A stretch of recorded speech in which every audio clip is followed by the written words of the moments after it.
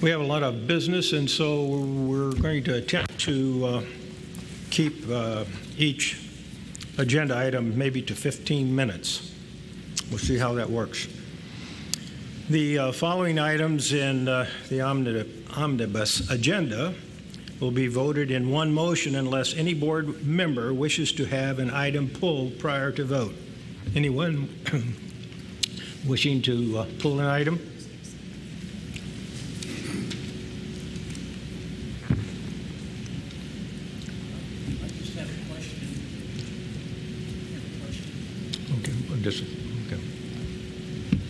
Yeah, so I have some questions. I'm not sure I'm anticipating not approving items, so I don't know how you want to handle that. If you just want to pull them out. Which item? It would be in the bills and also in contracts requiring board approval. So. Okay, we'll pull C and H out, and we'll vote on those separately where you can have a discussion. Chuck, is your question, is that in the bill section? In the bill section. Okay. All right. Do we have a motion to approve all the items with the exception of C and H? So moved. Have the second? Second. First and second. Any discussion? Call for the vote. McCain? Yes. Watson? Yes. Hyen? Yes. Johnson? Yes. Rust? Yes. Hanfelder? Yes. Now we'll discuss item C, bills. Okay. For item C, do we need a motion to approve item C then? And then we'll need a second. So move. Have a second? Second. Okay, have a first and a second. Now we'll have discussion.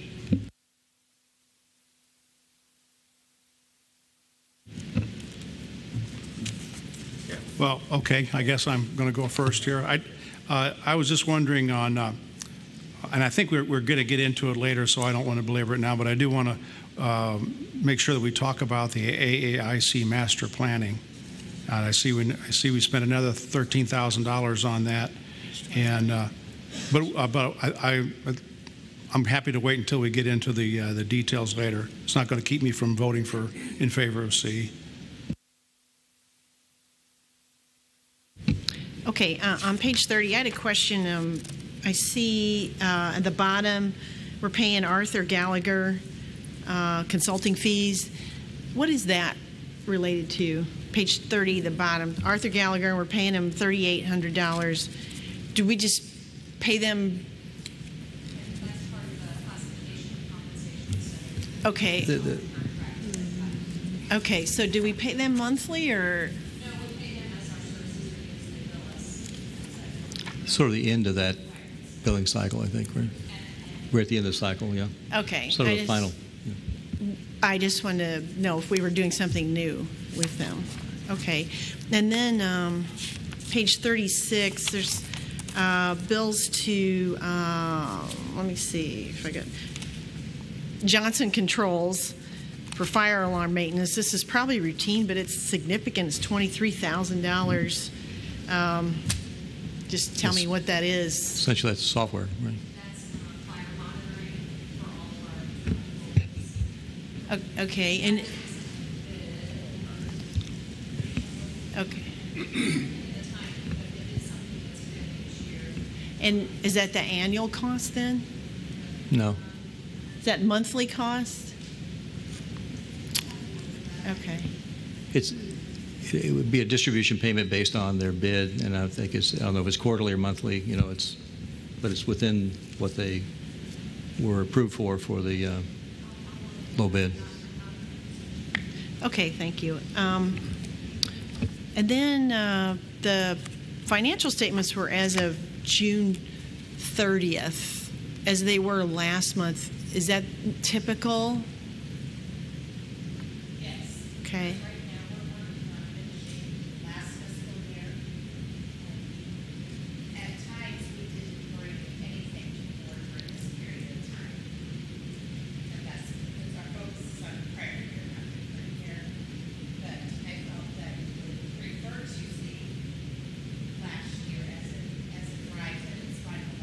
Okay. Being an accountant, my first thought was, oh, go compare it to last month and see if it's changed. But I'll just ask you, are the numbers any different than what you presented last month in the finance? Yeah.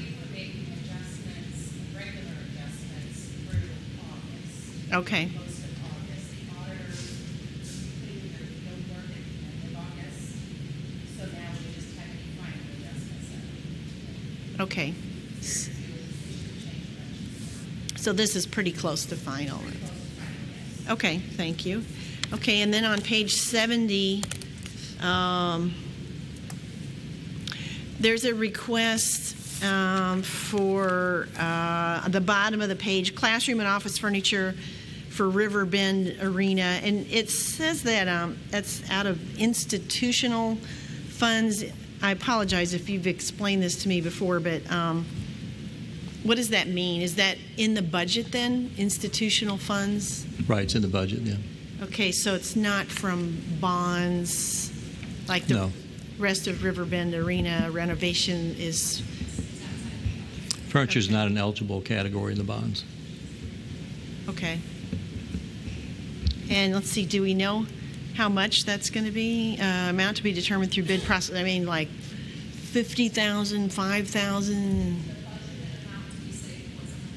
100,000, okay. Okay. And then on page 71, I'll just, am I allowed to ask on 71? Is that outside of our?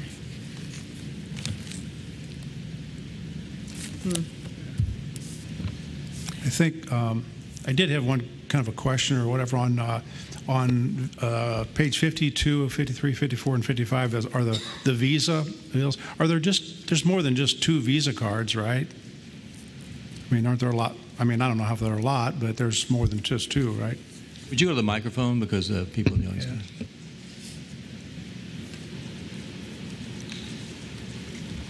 Okay, I'm not sure how to answer that question exactly.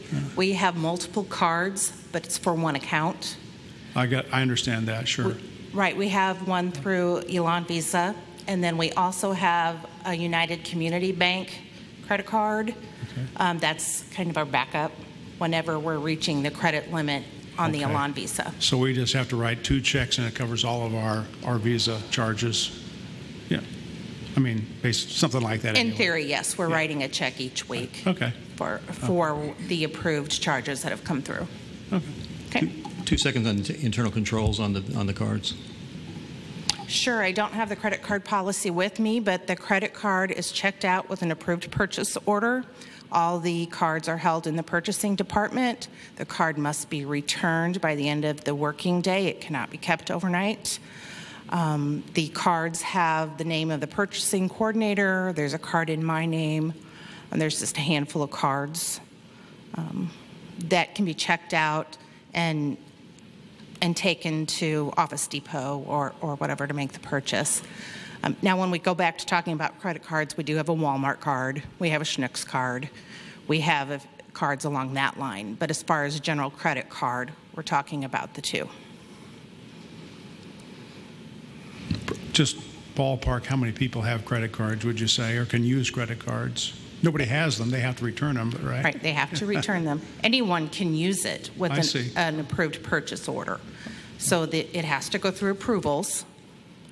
Essentially, I'm not going to say we don't allow part-timers to take it because we would if we have a reason to, but typically it's a full-timer.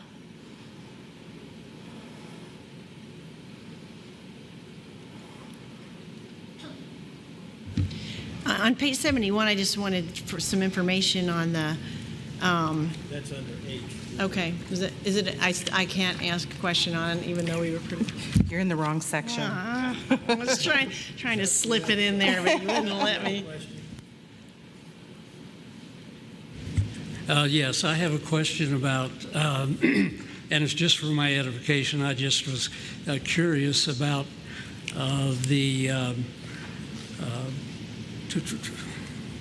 okay, it's the, where did I have that? 45. Oh, I'm sorry, I'm on the wrong page. Here we go. for $28,608, pollution liability insurance. Just kind of curious about what that could be. What page is that on? 45. Page 45. 45. Yeah. And then also international travel, $3,100. Just curious about it. Those are insurance premiums, their annual premiums for insurance. So we have some researchers from NREC who will be doing international travel this year. So we have to have a premium that would cover their overseas travel. Is the international travel. The pollution liability insurance is our premium for any sort of liability we would have related to pollution hazardous materials. And the pollution liability insurance is required for that? Yes. Okay.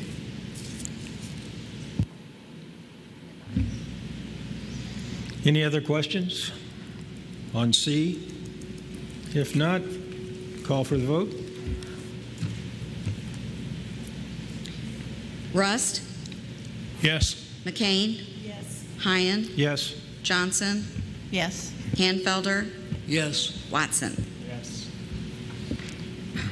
Now we need a motion for H, contracts requiring board approval, pages 71 through 215. Bob made the motion. Is there a second? Second. Brenda, second. Any discussion? Julie. All right. So on page 71, I just have some questions. I'm wondering why on line 2, we're wanting to do a contract with New Growth Group for $7,500 to do grant writing. Is there something unique about that grant writing? We don't have the personnel here to do that grant writing. It's not a big amount. Just I'm curious. Well, so this is for the National Science Foundation Advanced Technology Opportunities Grant. Dr. Linda, would you, and Dr. Sue, both of you can do it. There are grant writers who have Can you get the microphone, please? Stay here. Okay. There are grant writers for certain skills that, you gravitate toward for particular competition. And for this NSF ATE, we've had one of those before, but it's very specialized grant writing. So New Growth is also the group that wrote our tech grant, where we got the $23.5 million. So we know that they do an excellent job. They also have served as our evaluator on grants. So this grant is for a $300,000 grant for that diesel program that we were trying to kind of start. Okay. We wrote one small grant. We didn't get that. This is another shot at it. In this case, So for $7,500, they work with us closely. I've probably been on the phone with them 5 or 6 times a day for the last 2 weeks, and we're pretty assured that we're going to get this grant. Well, it's very competitive, so we'll do our best to get it. Right. They also hire like a stable of people that are specialists within that New Growth group. The particular person that's working on our grant, got one of these funded for the state of Michigan, so they have a lot of expertise there. In diesel. So she just diesel, had an NSF grant funded in diesel for another community We wouldn't college. call on New Growth to do like a trio grant or something like that, and I want to emphasize that we put 5 times the amount of time in on these grants that a consultant would like this. Okay.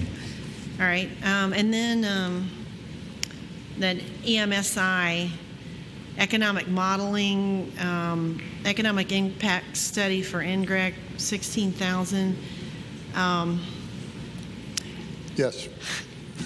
I don't know. I'm just wondering if this is a good use of funds. Money is so tight. Do we really need an economic study? Are we uncertain about that NGREC is a good idea, or why do we need an economic study to prove it? In previous discussions, we've discussed the concept of moving closer to budget neutrality and less impact on the community college fund picture. So along that line, we've been working with the legislature to increase our state appropriation from $2 million to $3 million. And so feedback from that process has been that we need to be able to demonstrate the economic return of our program to state government in order to convince them that we're worth $3 million instead of $2 million. So in effect, this is a well-known, nationally recognized company that does this type of analysis.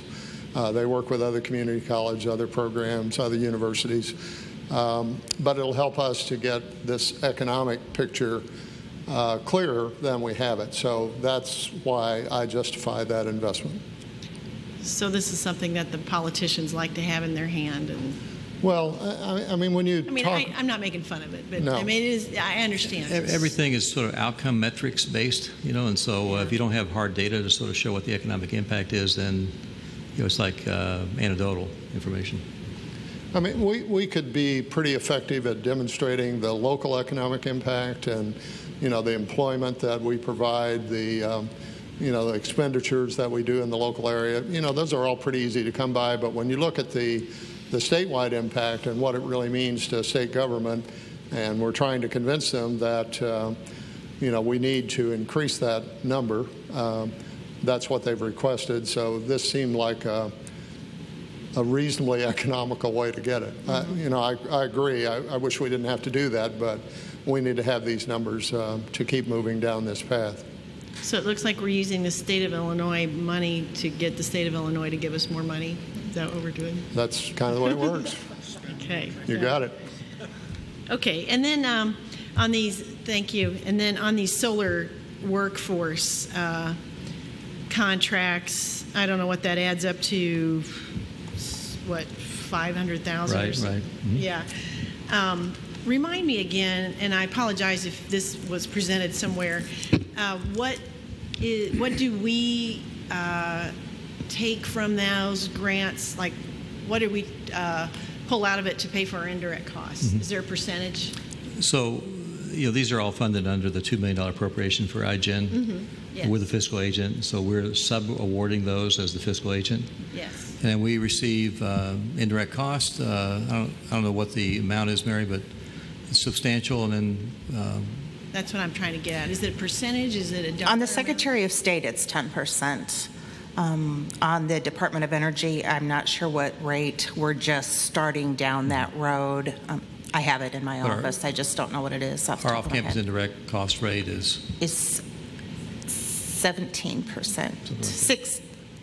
16% is 37% on campus. 16% off. The federal government tends to pay those rates, and the state government doesn't. Right. So these are considered off-campus? Is that what you're saying? They are. Okay, so that means that we don't need as much money to... Correct. That's why the rate is lower? 60% right. seems low. Yeah, they aren't using our facilities. They're using our accounting function. That's what we get. So we're basically getting the money and passing it through. Right. Yes, right. in many ways. Unlike other grants where we've got people involved. And we have 1/2 of one person right now on this grant, so we're benefiting It's from all that. some salaries. Right. We will also be looking, I believe, with the Department of Energy to add a few positions. I'm speaking to this as if I ran the program, but I don't. Just from working with the budget, there are positions in there. A lot of it is subawards. This is not all of them. This is just all of them. They fed to me before the deadline, before I had to cut it off. We're done for this month. There'll be two different categories of these subawards. Under the Secretary of State's office, and the other one will be under Illinois EPA for next year, or the current year. And Department of Energy. And Department of Energy Federal, yeah. Mm-hmm. So you're confident we're not losing money by doing this kind of thing? That's something that you actively work on to make sure that we don't lose money when we administer these kind of grants. Yeah. Plus, we also are an award recipient as well. Right. Yeah. Right. So we're one of them, the line items. We will be once she gets past the letter E. If you notice, they're alphabetical order and they stopped at E. So we'll be coming down the pipe at the next meeting. Are we losing money? I don't know how you do the calculation at that. I don't know how we would lose money. We received $2 million already in the bank for the Secretary of State award. So we're at that point spending that one. This one is Department of Energy, and we will bill for those as the money goes out. We have an award. Mm-hmm. Well, maybe I'm not explaining myself. I'm just wondering, in the big picture. Talking about a return. Yeah, I mean, well, right. in the big picture, though, how do we know? We get a lot of grant money. It passes through the halls here. How do we know that the rate we're asking for, indirect cost or whatever you call it, how do we know that we're asking for enough to administer all these grants? That will be a contract you will see in a few years. Every so often, we go through a calculation with a group out of Chicago, the Huron Consulting Group, which was recommended through our auditors. What was it? Huron. Every college university in America has a cognizant audit agency, right. And so they have a consulting firm like this Huron Group that establishes a cognizant indirect cost rate for on-campus, off-campus. U of I has it, SOU has it, we have it. It's a and a lot of data goes into that. Right. So we feed them our financial statements. We feed them human resources information, percentage of time.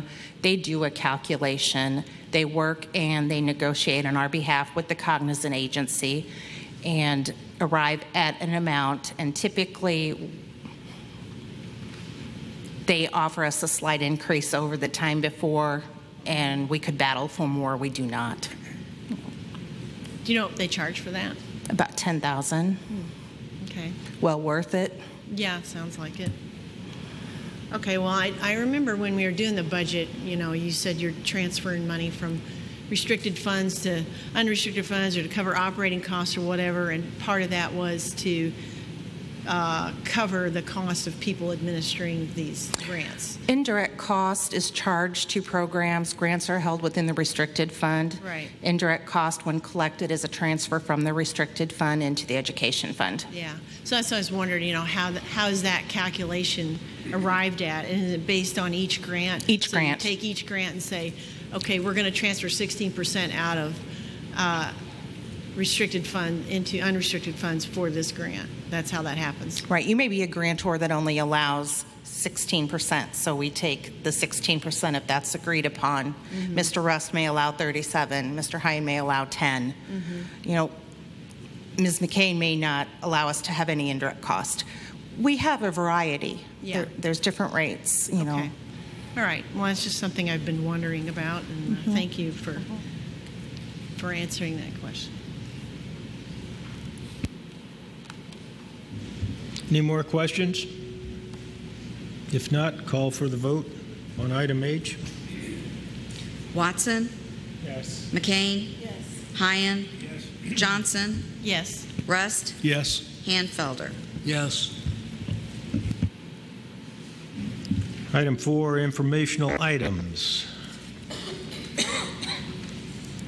These items as they appear in your board packets, and unless there are questions, by the board, then we'll go to the staff presentation.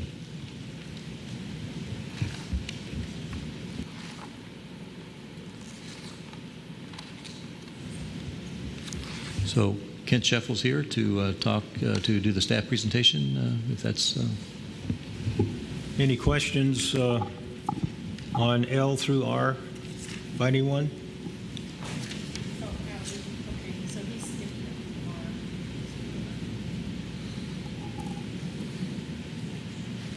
I have a question. I have a question on page 228, Youth Build AmeriCorps, that $99,400 matching requirement. That's about very high matching requirement compared to others. Could someone talk about that a little bit? The way that line item is formatted is seems kind of odd. We're asking for an amount of $99,400, but we've got a matching requirement of $99,400. So we're like breaking even, or what? I'll tell you everything I know. Val usually matches on her grants with other grants.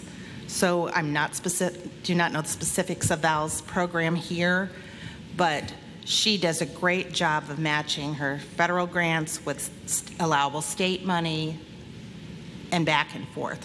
Val does not have significant dollars in our operating budget to pull from. It's, in other words, almost all of our function is either state funded or federal funded. So you can't match federal money with federal money, but you can match federal money with state money. So her state appropriation for adult ed, for example, I'm not sure what source this is, but I'm not either. But you know, what she's doing is matching one source of money with another, so that she can gain maximum credit and maximum dollars.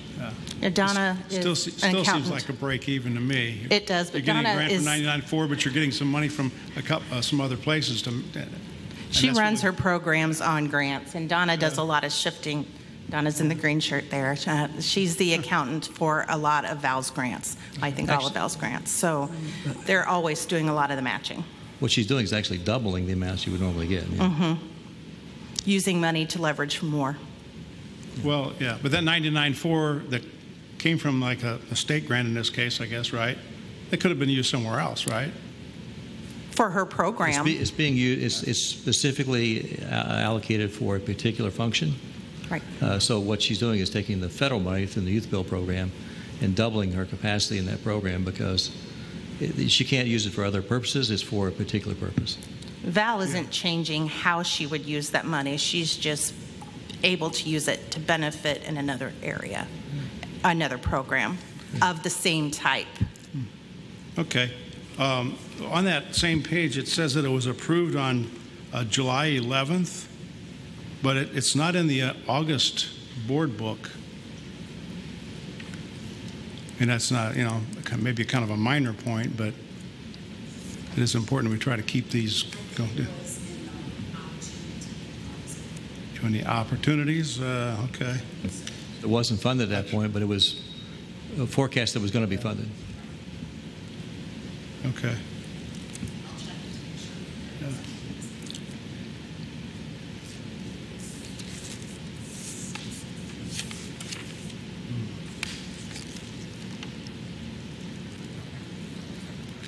Well, I guess while I'm asking here, on page 226,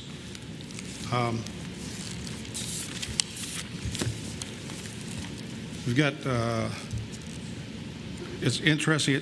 There's two grants. The second and the third line items both have a termination date of August 31st. Is that just maybe a typo?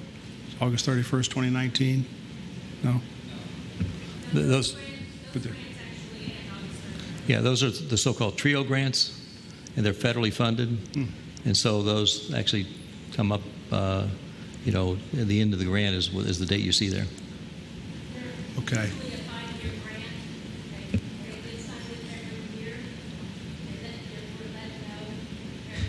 Yeah, they're getting refunded every year. Yeah, it's authorized through the year 2022. Authorized for 5 years, but then appropriated year by year. Mm-hmm. Okay.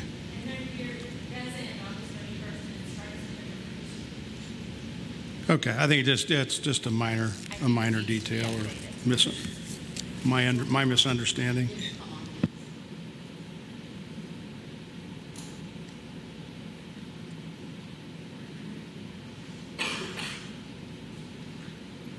Hey, Kent Sheffel. Good evening, and I apologize for making you look over your shoulder. We have slides tonight, and they're behind you. A little bit of brief history on enrollment, and then we'll get into where our numbers are at today. As you can see, this is our enrollment from day one at the college until today. Those top two lines are the fall and spring semesters. The blue line is the fall. The lower line down below the other two is the summer semester. So those are where we've been at every semester, every fall semester since we started. Our last fall increase was in 2015. One of the things this doesn't show, and when I say this, I don't mean to say that this is the reason that we've had an enrollment decline. There are various factors that go into that. But since 2010, our population in the district has dropped by 6,000. In 2010, our population was 222,000. In 2017, it was 216,000. So we have lost 6,000 people over that 7-year period. This is just a little history on how we're comparing to our neighboring districts. If you look at that top line, that's Lewis and Clark. Our highest fall enrollment since 2000 came in 2013, and we had 8,520 students. This past fall, we were at 6,698, so we had lost 1,822 for a 21.4% change. When you look at spring, our highest spring enrollment was in 2013. That was 8,630. This past spring was 6,301, a 2329 change, a 27% change, and then our district population of 217,000. So when you go to our east, you're at Kaskaskia, a smaller district, their highest fall enrollment was in 2010. They've dropped 41% since their high. Their highest spring enrollment was in 2008. They've dropped 40%, and they have a district population of 117,000. To our north, Lincoln Land, and I hate to find, I don't like to see our neighbors struggling. That's not the right thing, but Lincoln Land's probably had more enrollment challenges than any of us. Lincoln Land's high, it was in 2009 for the fall semester at 76.77. This past fall, they were at 55.65, a 27.5% drop. When you look at their spring enrollment, it was 82.76 in 2010. Last spring, it was 58.96, almost a 29% drop. And they have more than 100,000 in population, or they're 100,000 larger in population than we are, but have a lower enrollment. In the case of SWIC, their high and fall high was in 2005 at 14.4. This past fall, they were at 8,800. They've had a 39% drop in enrollment. When you look at the spring, they were at 14.6. This past spring, they were at 8,400, a 42% drop. And in their case, they're more than twice as large as us. They have 451,000 in population to our 217,000, yet their enrollment's only 2,000 or so larger than ours. And then John Wood to the northwest, 2575 in 2009, they've dropped 30%. When you look at the spring, they've dropped 34%. And then Illinois as a whole, down 26.5% since its high in 2009. For the spring semester, down 27.3% since its high for the spring. Julie? So all of these, excuse me, all these numbers include high school dual credit numbers, right? They do, for everybody, not just us, but for all the colleges. But we have a very high percentage compared to everybody else. Yeah, it'd be interesting to see these numbers with those dual credit people stripped out. I'm sure, because like Julie was saying there, we have a lot more dual credit students than other colleges. I can't give you those tonight, but I'm sure we can get those. When you look at our numbers compared to our ICCB cohort group, once again, we are down 21% for the fall and 27% for the spring. Our cohorts are down 36, 34, 63, 48, 52%, and 4.9% for McHenry County, and then similar numbers for the spring. I wonder what McHenry's doing right, or what's going on there. I haven't talked to anyone at McHenry. In looking at the demographics, I think it's a demographic situation, and for lack of a better term, it appears to me that they have ambitious immigrants. When you look at their demographics, according to ICCB, they have 29,000 adults who view English as their secondary language, not their primary language. The Lewis and Clark district, we have 5,500. So they have 29,000 compared to 5,500. So many more immigrants that view some other language as their primary language. They have a larger district than us by about 50,000, but they also have a smaller number of individuals who are receiving public aid. We have 26,500 that are receiving public aid. McHenry County has 17,500. So even though they have this large group of individuals who have apparently immigrated and fairly recently, since they haven't adopted English as their primary language yet, it appears they're a very ambitious group that are probably taking courses to get ahead because they're not living in or they're not receiving public aid, so they're doing something to move themselves forward. So, and once again, that's my supposition. I don't have strong data on that, but when you look at our iPads group, similar sort of situation. We're down 21% in the fall, 27 in the spring, and then these are the iPad schools from Illinois. There are 28, I think, colleges that are 27 or 28 that are actually included in our iPads group from across the country. These are the Illinois schools that are part of that group. When you look at the states around us and how they're doing with community college enrollments, they're all experiencing drops. Missouri down 17.4, Iowa's down, Wisconsin, Michigan down 19.4, Indiana, Ohio, Kentucky. Illinois' not done well, Kentucky's done a shade worse. So everybody in the region has been down from a community college enrollment standpoint. Latest data from the Illinois Board of Higher Education, in 2017, 1 out of every 5 high school graduates was going to an out-of-state college. And part of those individuals would be enlisting in the military, part of those individuals would be going straight to the workforce. But if you had 5 high school graduates in 2017 living in your neighborhood, statistically, 1 of them was going to leave the state to go to school. If you look at students who were going to a 4-year institution, that number goes up to almost 50%.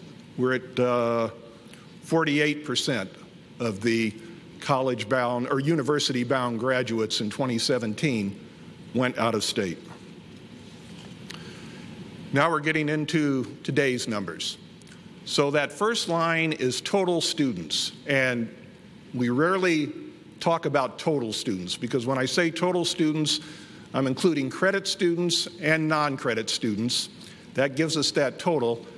Credit is what the media always pays attention to. Credit students are what the politicians pay attention to. It's how the public measures growth of an institution. So credit students is what gets discussed publicly. However, there also is, as of today, 795 non-credit students.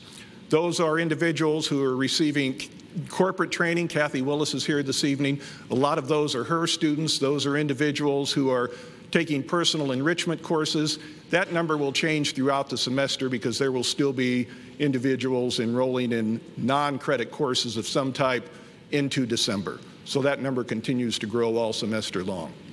Credit students, as of today, we're at 4,680, and that will keep climbing for the next couple of weeks. So that's like a head count, right? So yes. One of those students might be taking 15 hours and one might be taking 2 hours. That's correct, and we'll get into that breakdown shortly. And you bring up credit hours, and credit hours are something we don't discuss a lot, but the bottom line is that's the important number because that's the number that pays the bills. Right now we're at 40,669, and that's continuing to go up as well. Just to give you an example, if we had 10,000 students and they all took 3 hours, that would be 30,000 credit hours. If we had half that many students but they enrolled in 12 hours, we'd get 60,000 credit hours. At our current hourly rate of $148 per hour, those 30,000 hours would give us 4.4 million. Those 5,000 students, half the number of students, but taking more hours would give us 8.8 million. So it's really the credit hours that pay the bills for us. Our fall semester enrollment at this point, 1,813 freshmen, 1,146 sophomores. The dual credit number is at 1178. That's continuing to change. And then unclassified is 451. There are some students who come to us that already have a bachelor's degree. They don't fit into that freshman or sophomore category. There are some students that are with us that already have too many hours to be considered a sophomore because they changed majors or whatever. So there are some that don't fit easily into those categories. So the 1813 up there, does that include dual credit? No, those are freshman students who are out of high school. The 1178 is. Yeah, the 1178 is the dual credit. So do you know why that's down? Because we're not done enrolling them yet. Oh. That's still. Okay, you said that. We're trying to Yeah, give you the most current numbers, but these aren't the official numbers. Okay. Everything with an asterisk, I should have said this earlier, everything with an asterisk is changing still. So that 1178 will be bigger tomorrow morning. When you look at the dual credit, we get about 30% of all of the high school graduates in the Lewis and Clark district. But in 2017, if you looked at the dual credit students, we got 37.5% of those. In 2018, we got 36.9%. So we're getting about 37% of the dual credit students. We get about 30% of all the graduates. By the same token, we've ran numbers through the National Student Clearinghouse. In 2016, out of all of our dual credit students, SIUE got, or out of 2017 rather, SIUE got 16.3%, and in 2018 they got 13.9%. So we're continuing to get the biggest share of those students. I'd mentioned freshman enrollment earlier. Our freshman class, 1,813. SIU Edwardsville this fall is at 1,667. SIU Carbondale at 1,037. Eastern at 1,258. Western has not reported any freshman data yet. However, overall, they're down 10.3% this year. They've lost 878 students and are down 10.3. Their total enrollment this fall is 7,624. You'd mentioned dual credit earlier. Eastern is showing an increase of 280 students this year, and obviously there are various areas where they gain and where they drop. Their net gain was 280. Their increase in dual credit was 306 this year. So Eastern has 1,500, almost 1,600 dual credit students themselves this semester. SIU Carbondale is down 8.75% overall. SIU Edwardsville was down slightly, about 1.6%. So they held pretty steady. This chart would probably be good to compare credit hours, because our freshmen probably aren't taking as many hours as like the freshmen at SIUE. Correct. Say that's correct. But the point is that a lot of our students work. They have a couple of jobs, and so they have to do it the way they do it.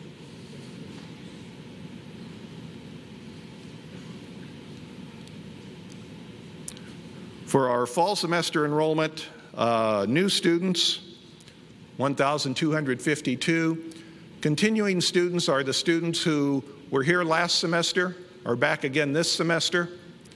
Returning students are students who have been away for a while. Either they took a semester off, they took a year off, whatever, and now they have returned. As the economy has gotten better, the number of returning students has continued to drop. The transfer-in students are students that are coming to us from another institution. Either they started at a university and decided they would rather be here for whatever reason. They started at another community college and decided to make the switch. But those are all students who started elsewhere and have come in here.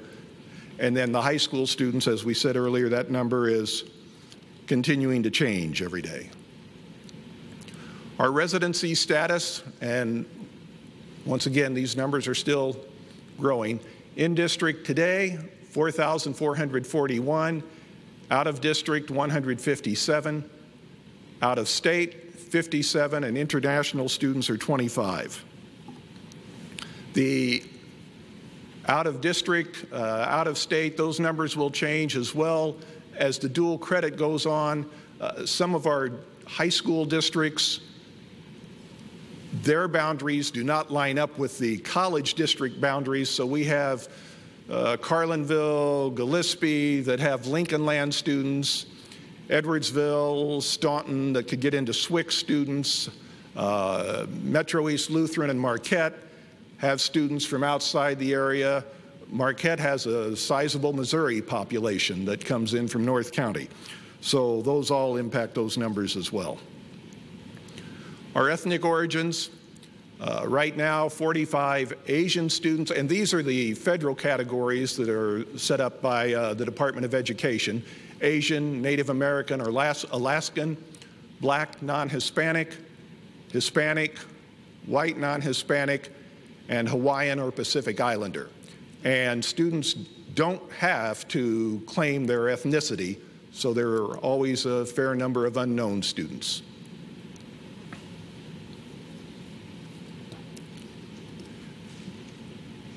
Students by age, 17 and below is obviously changing as the dual credit goes on, but the adults are also changing just because we're still adding corporate students in that are taking credit courses, so everything there is a little bit in flux at this point. 17 and below has remained, up until 2018 at least, we assume it will be for 2019 as well, has remained fairly steady since 2015. The 18 to 19 is down slightly from 2015. The 20 to 24 is down by about 500 from 2015. If you add the adults 25 and over and also look at those adults 20 to 24 and go back to 2009 when the economy really started to begin its improvement, since 2009 for the 20 to 24 age group, we've lost 700 students. For the 25 and over, we've lost 1,200 students. So we've taken a big hit on adult students since 2009. Even though the dual credit numbers have held constant over that period of time, the fact that the adults are employed and not in school makes that a higher percentage of our enrollment. But then we also enroll a fair number of those students that come here. This gets to your earlier question about credit hours and how many students are taking how many hours. Most of those, I shouldn't say most, the majority of those students in that half credit hour to 5.5 category would be dual credit students. The other categories then are continuing to grow. Obviously, the more students we can get into that 15-hour category, the better. Those are the students who are going to complete a 2-year degree in 2 years, the same way a student who takes 15 hours at a university will complete a 4-year degree in 4 years. For students who take less, they're either going to have to double up in some semester or take summer courses somewhere along the way if they're going to get out on time. And then just a breakdown by county. As of today, this is Calhoun County. They're comprising about 2% of our total enrollment, and the breakdown by zip codes in the county. Greene County, about 4.5% as of today with the breakdowns by the zip codes.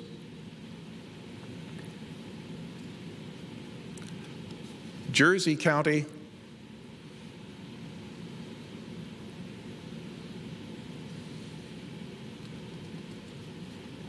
and then Macoupin County. Brighton is the odd one in this because it's split between Jersey and Macoupin. Normally, Macoupin makes up about 16% of our total enrollment. It's at about 14% right now. That will change as the dual credit registrations continue. And there's Madison County, which usually comprises around 65% of our population, or of our enrollment, rather, with the breakdown by the zip codes. There's also about 7.48% as of today that's comprised of out-of-district, out-of-state, and international students. Questions? And there had been a request for specific program information. That's not complete yet, but we will email that to you probably within the next couple of weeks. Yeah, not really a question, but something we would probably be good to see at some point soon would be something that shows the teacher-student ratio historically, and kind of like what you have up there. Okay. Yeah, and I don't know if a head count is maybe not be the best way to measure that. I'm not sure how you would full-time equivalent teacher versus full-time equivalent student, something like that. We actually don't measure that ourselves. The government has a formula they use, and they tell us what our ratio is. So I can have that for you in the morning. I just have to look it up. Yeah, so in your memo, you said the use of high school grade point averages for the placement of dual credit students has been restricted, and the change is expected to reduce enrollment. So who's doing that? Those are changes that we implemented. There's a placement test called Accuplacer. They came out with a new Accuplacer exam recently, and we started hearing from school districts that students were having so much trouble with that test that we started looking at the Accuplacer results overall. And when we looked at the high school students who had taken that exam, when we looked at the adult students who had taken that exam, only about 20% were qualifying for college level work. And we then started looking at the other colleges around the state and realized that our cut scores were higher than the other colleges. So we've moved closer to that average. We think that will help both the adults and the high school students. As to whether we're at the exact spot we need to be, time will tell, and we'll keep evaluating that. There are people in the room that know more about this than I do, but high school transcripts are a predictor, when it's senior level, but not junior level. The high school GPA, we have found, is the best predictor of how students are going to do. The tough part is it becomes difficult to use that for dual credit, because until they've completed their high school career, there are some very difficult courses that haven't yet been figured in to that GPA. Mm-hmm. Okay. Then on page 337, you've got that you have an enrollment development committee. Yes. Meets monthly to work on enhancing colleges' enrollment, and he lists 8 objectives, but what actions have there been to accomplish these objectives? We have individuals in the high schools on a regular basis, both staff as well as faculty. Travis Jumper is here this evening in the crowd.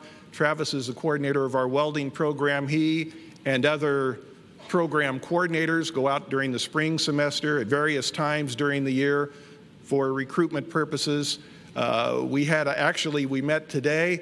We have visits coming up at Alton High School right around the 1st of October, and then later this month, it's either East Alton, Wood River, or Roxana, and I don't recall which for sure, is having a student parent night where they're having like a panel of college individuals to speak to the students and parents.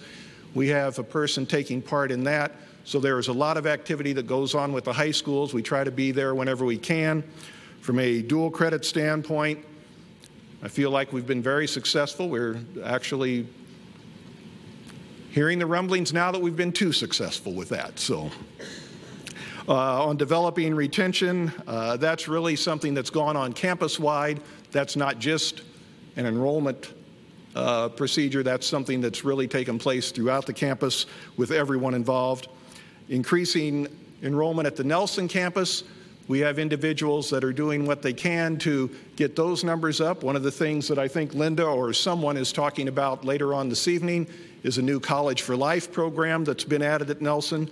We continually look at that schedule, continually look at SIU's offerings as well, because we do get a certain number of SIU students who will take classes at Nelson because they don't fit into their schedule well at SIU. So we try to find students wherever we can for Nelson. Adult students, that one's obviously been a very big challenge for us just because the economy is fighting us at every turn, but we're continuing to work on it, and we'll try to keep that number going up as we can. Evening enrollments are a big challenge just because of online courses. If I'm an adult or an individual who needs to take classes in the evening because I work all day, quite often an online course is easier for me to enroll in than an evening course because I don't have to make the trip to the campus. I can work on it when it's convenient for me. So that's impacted evening enrollments, but still, we want to try to get those numbers up if we can. The number of students in low enrollment programs, we continue to monitor. We try to work with the media department to promote those low enrollment programs and get the word out whenever possible so that we can generate more students for those programs. And then increase minority enrollment as the 8th objective. We have an individual who works very diligently at that. She was saying that she's scheduling a visit at Alton High School next week to talk about a fall minority recruitment event at Alton High. She has been to the back-to-school events at Killian Park, the Juneteenth events at Killian Park. She sends flyers to the churches and different community groups. And actually our minority enrollment, when you look at last fall and spring compared to 2017 fall and spring, increased. So we feel like that one has gone well. On the adult side, you know, a lot of the corporations and small businesses and manufacturing firms have educational benefits in their benefit package, and only a small percentage of those adults take advantage of that. So we're talking with the HR departments of those corporations to see is there a way to, you know, take advantage of those benefit packages and get more students to come on the adult side. The tuition reimbursement programs that some of the employers have, and we haven't gotten into those to the extent that or haven't made inroads into those to the extent that we would like to. Yeah, because it seems like, you know, I read a lot of articles about there aren't going to be enough workers to fill jobs, and they won't be trained, technical training. Just seems like even though people are adults, they still could come here and get the training. And I feel like you guys are trying to figure that out, but that's an area of growth, I think. The welding is an example, you know, so. They certainly can come, and we encourage them to come. For many adults, as long as they have a job, pardon me, as long as they have a job that will pay them a living wage, they're content. When the economy starts to slip a little bit, or when it looks like their job might be in question, then quite often they return because they feel that threat. We had been getting about 60 students a semester through the WIOA program in Madison County and the counties to the north, where the government is paying for the students to come take classes. Those are individuals who are out of work or underemployed. This past year, that number's dropped to about 40 per semester. So even the counties are seeing money that's not being used the way it had been in the past. Yeah, I'm not sure if this is a question for you, Kent, or for someone else, but at some point we kind of I'd like to get a better feel for what we're doing to develop new academic programs to attract students. Trying to, like the diesel thing is a perfect example of that, of course, but I hope there are maybe others. There are. We had an academic affairs meeting last week, and one of the things we were talking about at the time was expanding the EMT program or EMT courses to Edwardsville, just because we thought we may be able to get the high school involved if we would start offering those on the N.O. Nelson campus. And that becomes a win-win for us if we can get those students on the Nelson campus, plus get them enrolled in our classes. And a lot of that relates directly to the MZ data. You know, we have the institutional research capability to look at where those trends are in the career technical areas, and that's what we try to do.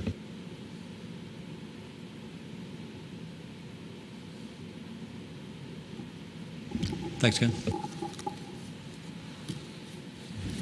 Discussion items? Lori Arts is here to talk about the construction projects. Well, the good news is that I gifted Kent most of my 15 minutes. So just a few brief updates. related to Riverbend Arena. We will be hosting tomorrow our very first sporting event in Riverbend Arena. So the women's volleyball team will have their first home game. And so the court is done. We are still waiting on a few items to finish off the first floor, like carpeting. So we are, and of course the furniture that will be bidding soon. So everything is coming together on the second floor as well. Things are on schedule. We should be able to have all of our classes and all of our faculty and staff move back in for the start of spring classes. The only thing new on the main complex foundation improvement is that as of yesterday, AAIC did submit the 100% design plan to CDB, so that is a 5-week review process. We are most likely looking at this point at summer of 2020 to complete that project. We'll go ahead and hopefully CDB will get that bid, but just in terms of impact on students to get that waterproofing project complete, we're most likely looking at summer of 2020 at this point. And then on the Northeast Campus site lighting improvement, we are expecting a large portion of those fixtures to arrive next week. And so, of course, we'll start in the middle of campus where, as you look out, you can see it's a little dark. We've got some temporary lighting and campus security out there for added safety measures, but we'll start working there, and then we're expecting all of those fixtures to be in by mid-October. So, any questions?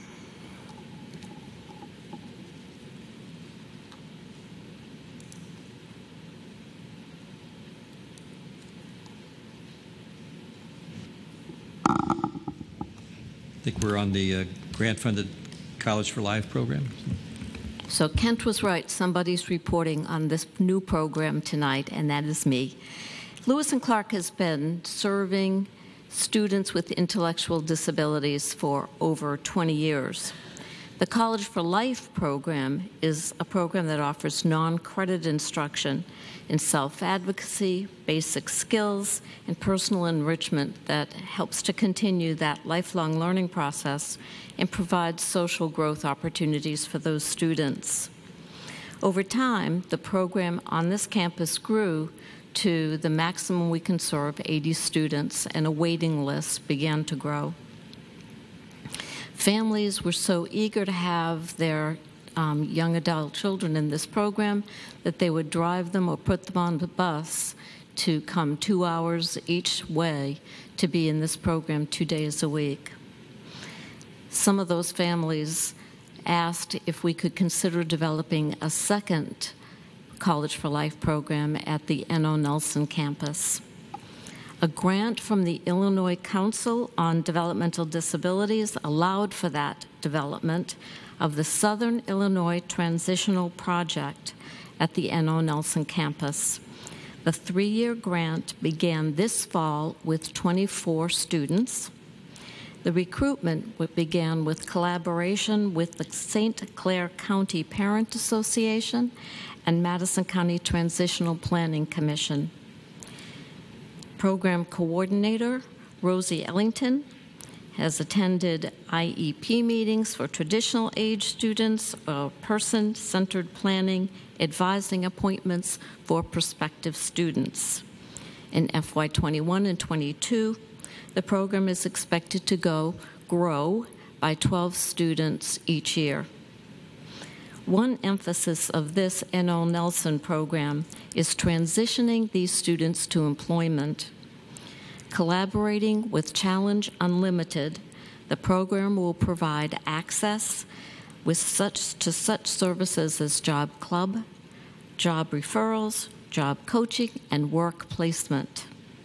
In keeping with the Godfrey program, the Nelson program also provides students opportunities to engage socially with other students. Job Club and Job Coaching provide the practice and socializing that may lead to employment. This grant-funded Southern Illinois Transition Project is co-managed by 2 experienced contractual employees, Marty Buck and Kathy Haber, who both have prior experience with College for Life. The Director of Student Development, Jill Lorsbach, supervises the grant. Along with Rosie Ellington, this team has begun the 3-year project that will result in 50 students and new pathways to employment for these students with intellectual disabilities. I think Mr. Hine was able to see the program and he attended the foundation board meeting, but the program always says we're welcome. In fact, Rosie said that you understand the program a lot better by interacting with our students than by having me describe it to you. And this is totally grant funded, I understand, right? This is. Totally. Yeah. Thank you. Have the Articulation Agreement.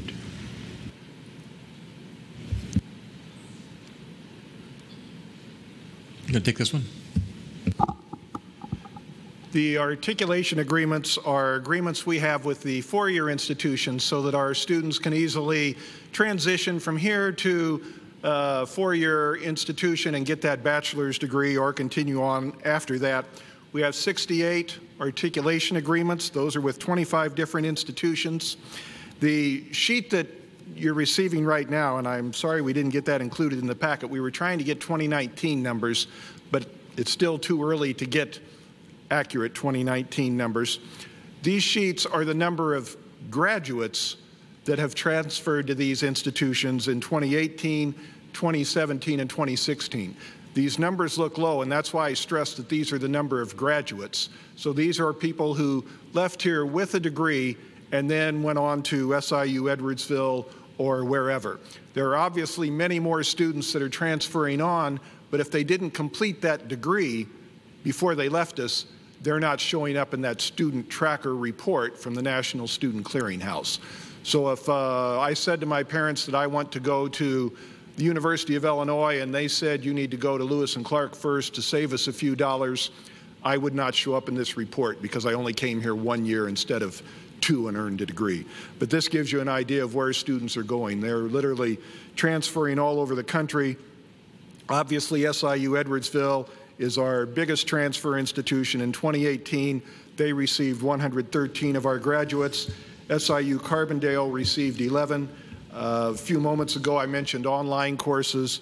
Western Governors University was in 3rd place last year, receiving 6 of our graduates, and they're focused on online education. So, Geography typically plays the most important role in where people transfer. Yes. Mm-hmm.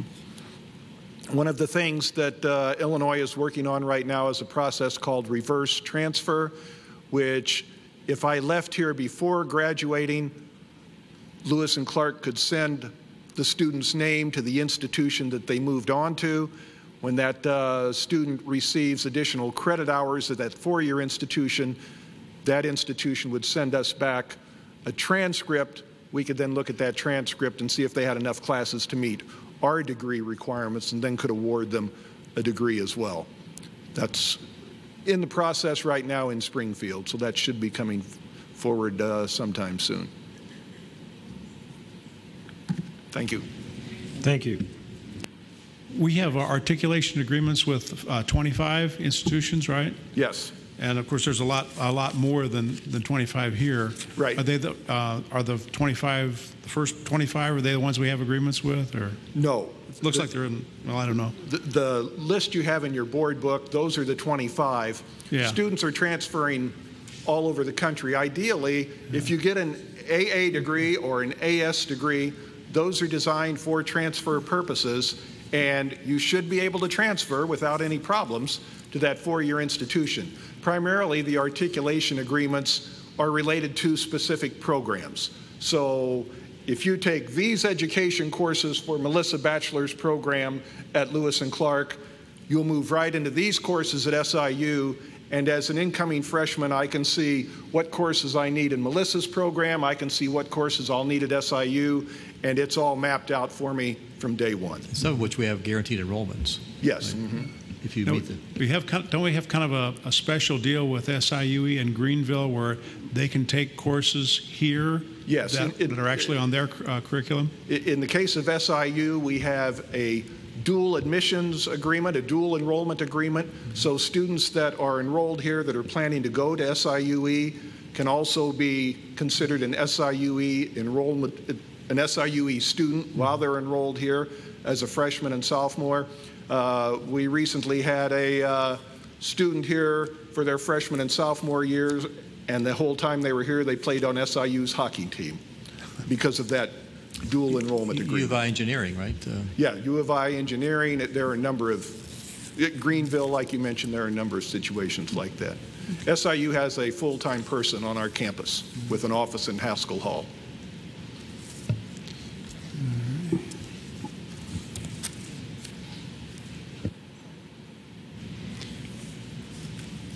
Projects.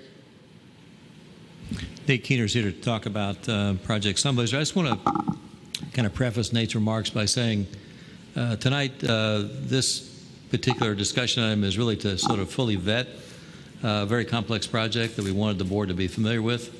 There's no action contemplated tonight on this, but we needed to get the full dimension of this in front of the board.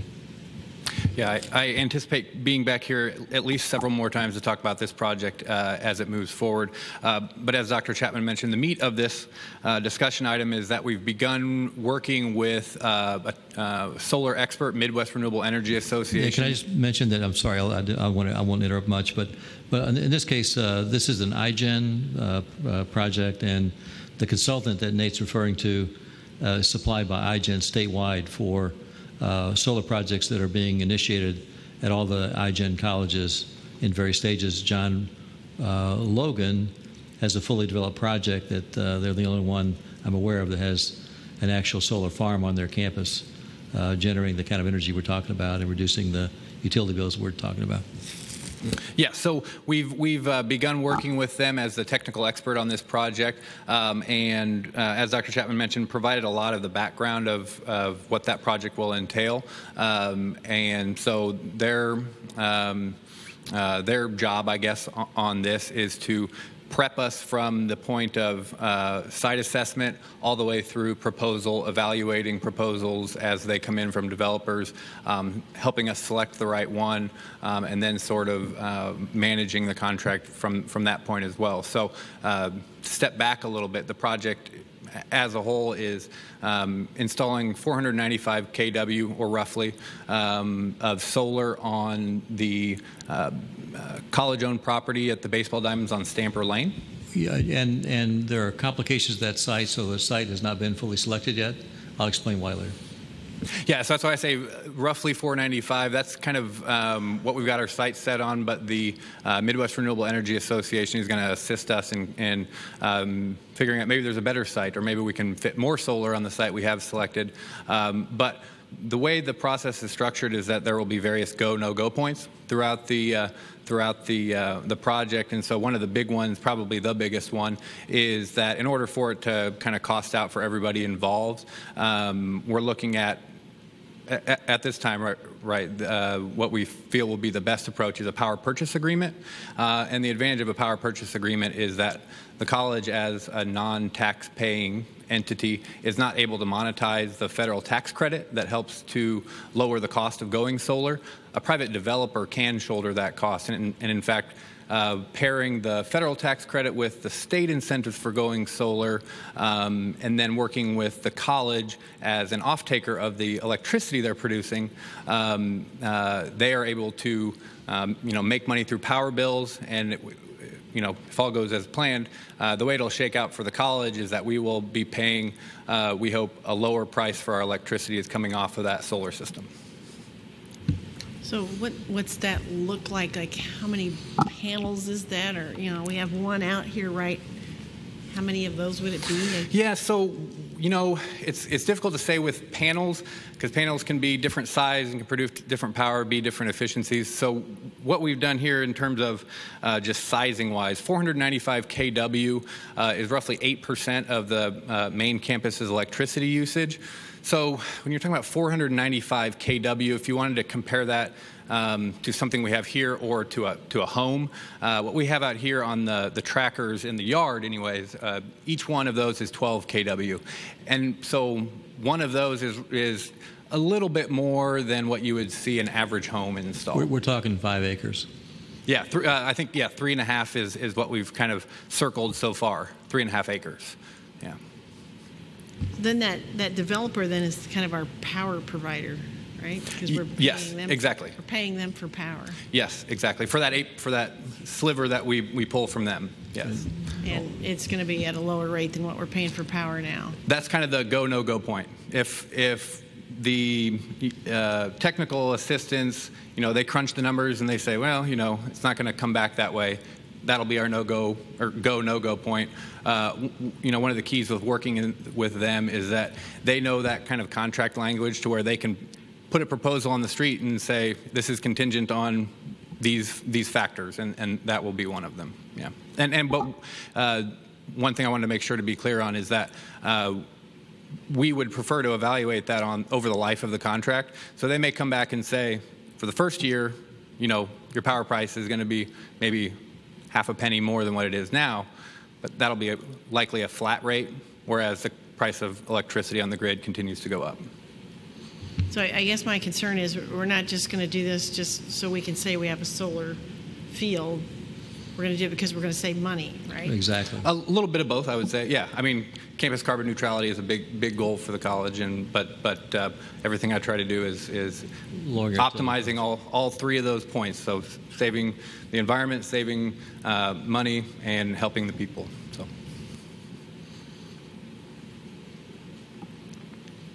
So as we hit these go no go points, we'll bring this back to the board, and so we'll. It says 20 years here we'll be buying if this goes through, and then we may be able to purchase it at whatever agreed upon price. How long is the expected life of panels like that? So typical warranty for the equipment itself is 25 years. And so a lot of when you see a proposal from a solar developer, when you run the financials on a lot of that, it'll be pegged to 25 years because it corresponds to the warranty. But we do know that solar panels can last 30 to 40 years. So one of there'll be a lot of legal work involved in this. There'll be a lot of architectural work involved in this. And for example, you expect solar panels to really improve in the next 20 years. And so we don't want to be stuck, having this on our property. So the contract, if we're to get that far, would include removal of this as part of the contract. Thank you. Who is going to do the master plan? I'll do the architectural master planning project. So typically in terms of architectural services, we try to identify projects, like the George C. Terry Riverbend Arena project, and architects do project management and project oversight, make sure the concrete's poured properly and tested properly, all the things architects do, in addition to designing the project for bid. And then there are projects like this one that we just heard where the college is involved in a venture where it doesn't neatly fit into a project. And so I listed some in the board book on page 343 are examples of such things. Just give you an example on the one that Nate just did, the Sunblazer project. It looks like, if you look at the campus, the Godfrey campus, that, the available land is over near the ball diamonds off Stamper Lane. It would be, like more out of sight there, that sort of thing. Obviously, there are neighbors to consider there, and that sort of thing. But it turns out, in a discussion after this was produced for the board, that in an architectural meeting with the consultant who came in from iGen, that Ameren's capacity to supply a source of electricity to that site might cost as much as $400,000 to $600,000. So that makes that site a lot less attractive. So then other places on the campus might be, as the IBEW site over on Humbert Road, there you can build them over parking lots.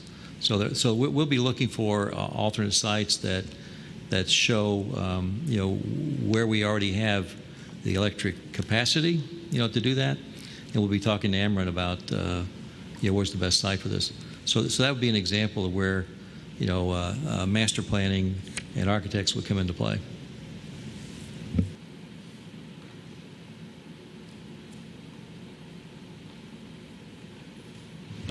Well, I guess I didn't know what master planning was. Is that because most of what you talked about there was, to me, was project planning, project related. Except we don't have a funded project, you know. You have to have coordination of projects. I understand that. Right. In other words, an architect would be assigned a project based on a project being funded. Then they're over on the project. But to get the project to the point of funding, you have to have architectural services as well, and they're not funded to do that on a project like this one, for example, or 15 other ones I could name. Okay, I guess I just wouldn't call it master planning, but anyway, it could be a wrong term. Yeah, I mean, maybe it's just terminology. But like some of these things here, like the documentation of the existing underground utilities on campus and existing IT infrastructure. I mean, that should have been done already a long time ago. Well, we have things that are paper drawings and things that come out of Monticello College days. And we think we know where things are, but it turns out when you start to dig and put a building someplace, that isn't always the case. And so it's kind of an ongoing documentation process. Yeah, for example, if we're going to put a new building someplace, like the Weber building, we have to know, well, how do we get the utilities from where the utilities come off campus into that site? How do we plan for the future for other facilities that might come along, the Montessori daycare facility, things like that don't have a project yet is kind of what this is designed to do.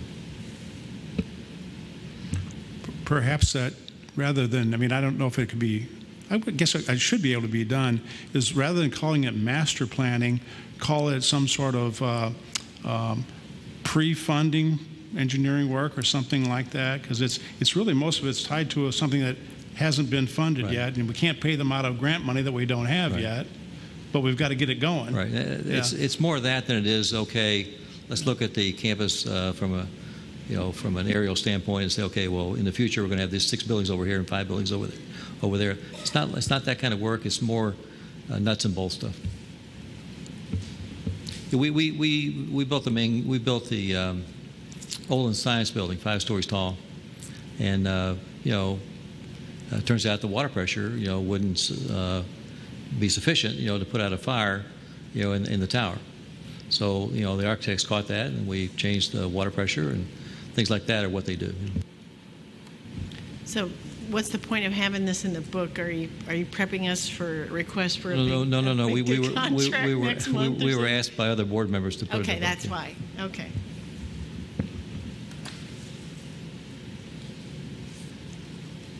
Revenues and expenditures by location. Okay, I think Mary and I are going to team up on this one based on what the board's questions are. But basically, we were asked by the board to come up with like a revenue expenditure report for the board based on the Bethaldo, Scott Bibson in Alton, Macoupin County Community Education Center in Carlinville, Manjack Center in Edwardsville, Tri-County in Jerseyville, Anno Nelson in Edwardsville, and National Great Rivers. So we put some numbers together that the board has, and be welcome to be glad to answer any questions. I do have one question. I didn't see the East St. Louis campus. Right, that's not our campus per se. We are not incurring any costs related to that. We aren't. It's all totally grant funded. It's totally grant funded, and SIUE has, I believe it's SIUE, has the contract for the custodial and the maintenance of the campus in East St. Louis. That's you say East St. Louis campus? Yeah, East St. Louis campus. Okay, yeah, that's completely funded by the grants, and we don't operate that campus, nor do we have any responsibility for security, custodial, the buildings themselves, the wear and tear of the buildings. That's all through a grant to SIUE. We're doing academic programming. We're just doing programming there. Okay, so we wouldn't see in our board book, we wouldn't see any expenditures related to East St. Louis. There are no expenditures for us. If you're looking at an SIUE board book, you would be seeing that. Yeah, but we're getting the money, $600,000 every 6 months, right? For programming. For programming. For staff programming. And then we're spending that money for something. Right. So we've got money coming in, we have money going out. That's a grant. That would be a grant report. Yeah. Right. Plus direct, indirect cost. Yeah. Right. We were focused with this report on operating funds, the locations that are funded through our operating budget. Mm-hmm. That's what I thought you were interested in. Yeah, I'm the one who asked for this because, to me, buildings cost money. Yes. Sites cost money. And how do you recoup that money? You have programs there, or you have classes there. So that's what I was wondering. And so, had this been done before, or has this analysis been done before? Not in this particular format. Yeah. I like it, and thank you for doing it. The only thing with the grant section below, it seems like you're throwing all the grant money in there, but not all the grant costs. Well, the revenue and the expenditures would equal when it comes to the grants. So it's not like the grant portion is funding the cost above, right? It's not what you're implying. The grant is not funding any of the costs that are listed there. Yeah. So it's just for our information to show the activities. And also, like, are these activities, for example, you've got Youth Build under the Scott Bibb Center. Does that only happen at Scott Bibb? Val has a location out on, her office is located here on campus, but the expenses listed are only what is charged to Scott Bibb. The grant, plus or minus whether you want to run that through Scott Bibb or run it through main campus. We've listed it here because it's a program that's primarily occurring at that center. Okay, yeah, that's what I was getting at. So that's why you put it in that column. So the first thing, well, obviously Manny Jackson, there's nothing going on there, and we're spending $80,000 a year to keep that building going. And so what's the plan for that building? Are we going to continue to maintain it? I think you've talked to me about this, but I think it'd be valuable for the public to hear what your plan is for the Manny Jackson building. Right. So the Manny Jackson building itself was a donation from Manny Jackson to the college, and the college put money in it, 4.some million, Mary, I think, for the renovation of the building, saved the historic Lincoln School site, helped to sort of redefine that part of Edwardsville in terms of people in Edwardsville knew what that building looked like before the restoration took place. And then that's the home of there's a building next to it called the H Center, and so the regional superintendent's office is there. So there are classes and programs that the regional superintendent's office does in the Manny Jackson Center that we kind of collaborate with them on in terms of kind of our articulation with the K through 12 systems in the region, and then it's also the downstate site for the Illinois Humanities Agency for the state of Illinois. That's the National Humanities affiliate for the state of Illinois. They have an office there. Also is the foundation office for the Manny Jackson Center for the Humanities Foundation, and they are they are for the purpose of raising funds for a unit of the college that we're trying to create called the Manny Jackson Center for the Humanities. And so basically what that would do is basically to fund programs and other kinds of speaker series and a range of projects that would kind of emanate from the funding that's raised through the foundation, the Manny Jackson Foundation. Since we've had this building, there's about $700,000 in the Lewis and Clark Foundation that came through a National Endowment for the Humanities grant that we had to match $2 for every dollar we got from the federal government. So that humanities endowment now is helping to fund programs here at Lewis and Clark Community College that came about through the Manny Jackson Center for the Humanities. And I think that I think I've said to the board that give us about a year there, and I think we'll see more activity as it relates to articulation of the fundraising into programs here at the college. You don't list any salaries, but we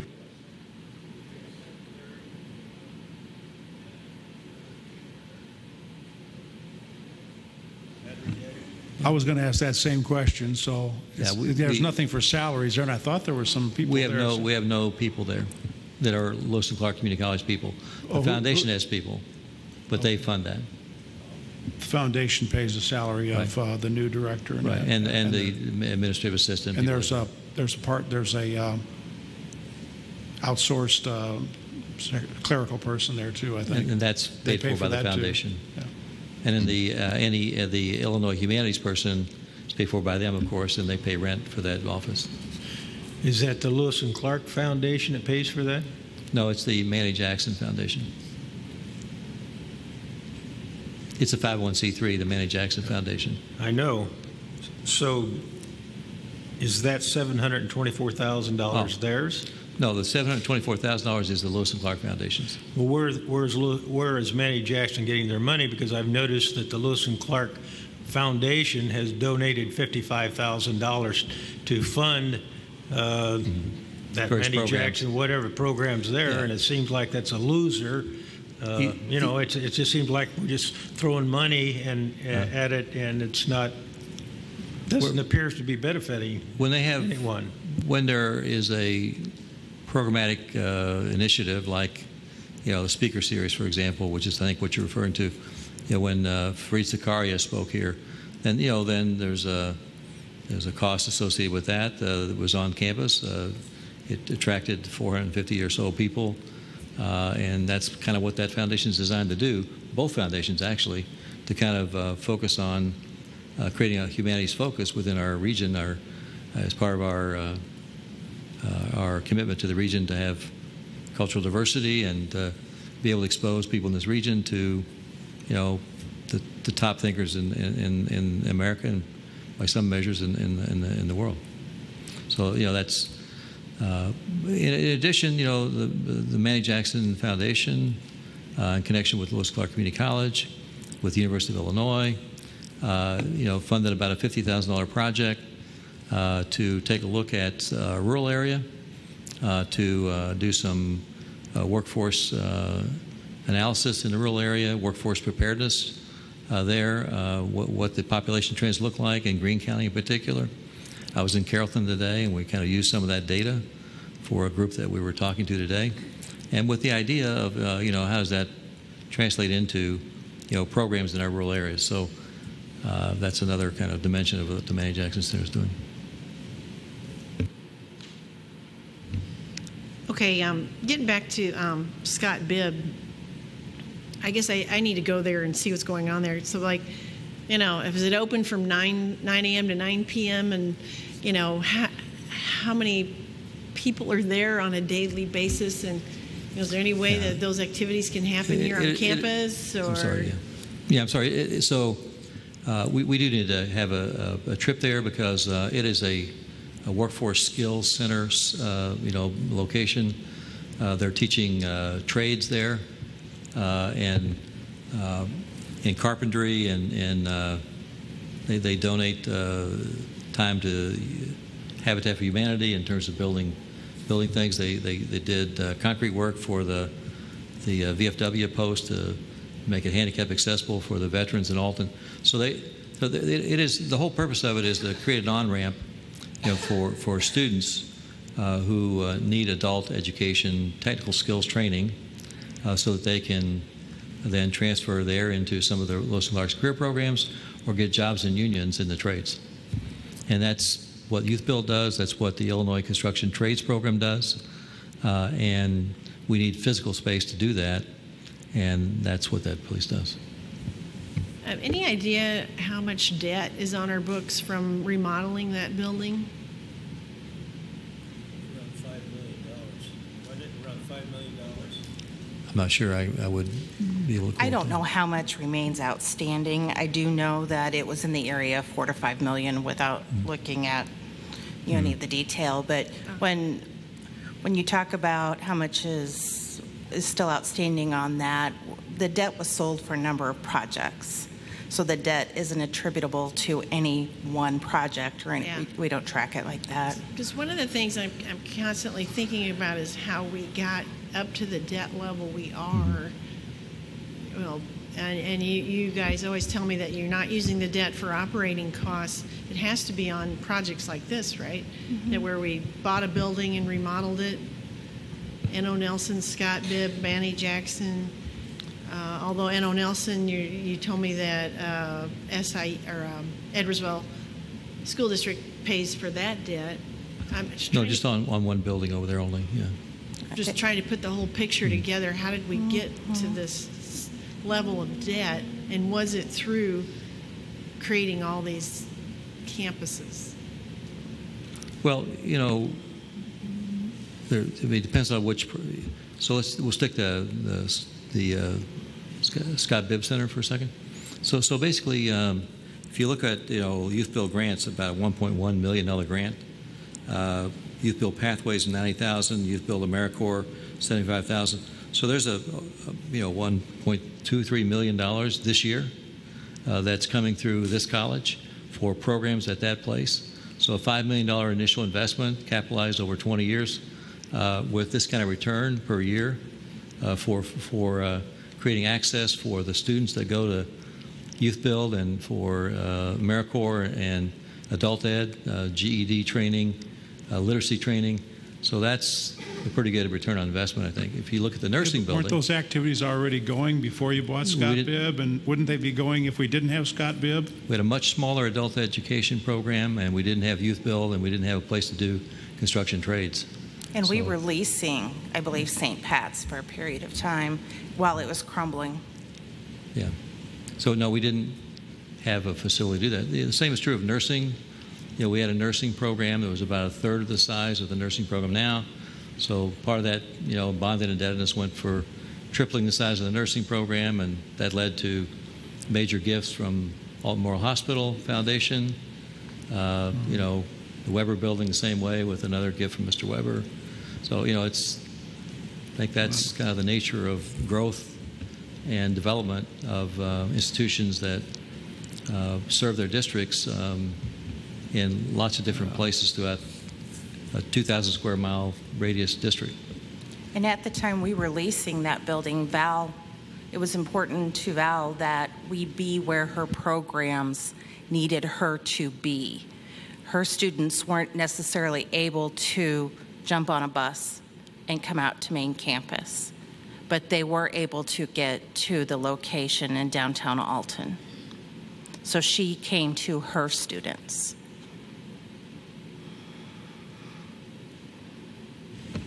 Might have been cheaper to buy a bus. That might be. We didn't price that.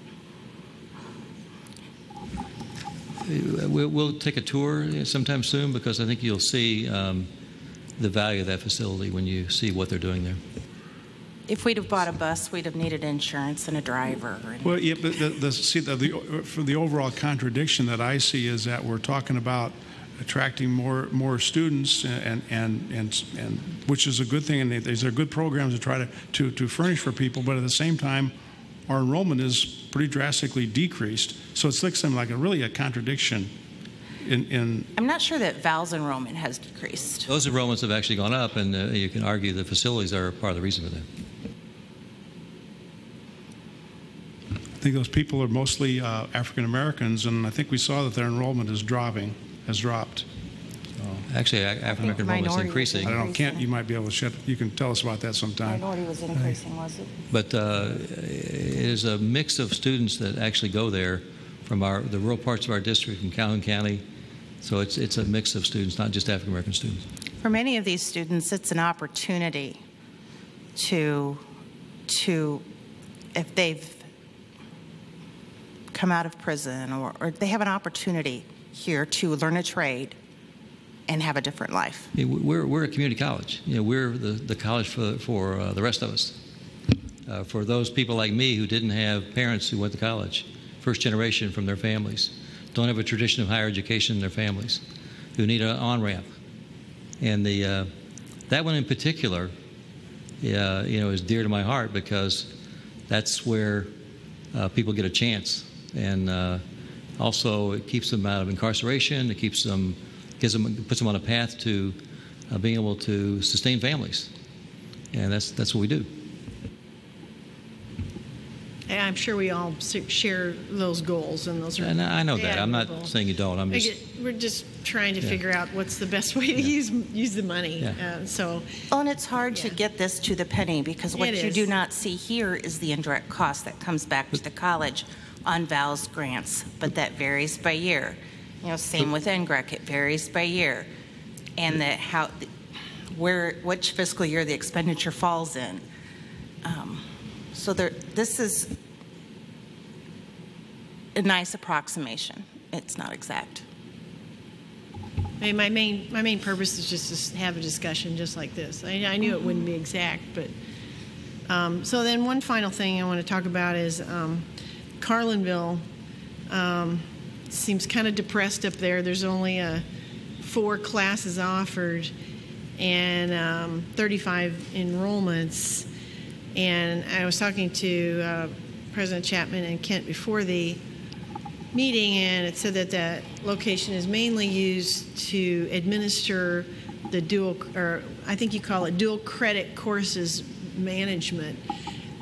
Explain to me what that is, and why does it take a building to manage the dual credit courses?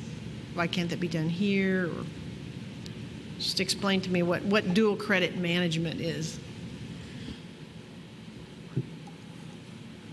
The building would not be required, but that work is not going to go away. With those dual credit courses, those are the courses that are taking place at the 5 Macoupin County high schools, and all of that work is handled and administered by the people at that center. So whether that building existed or not, that work's going to continue. So there would be, since we own that building, the savings would be limited unless you could find a way to sell that building, and that might be a challenge in Carlinville to try to sell that kind of a building.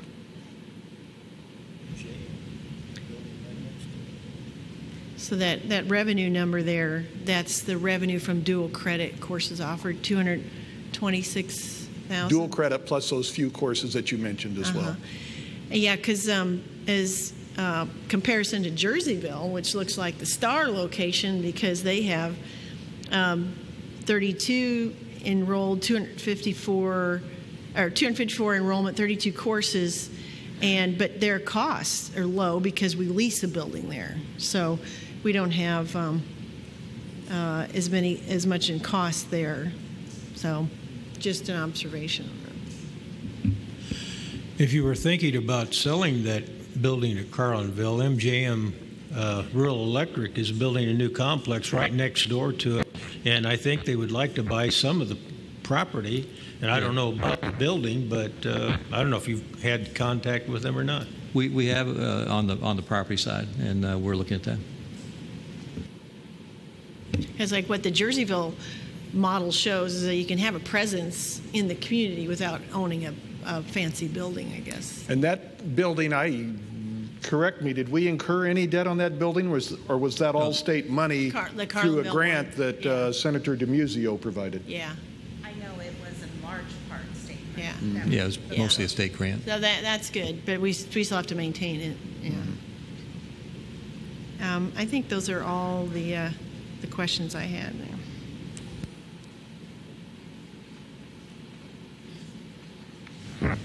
National Great River.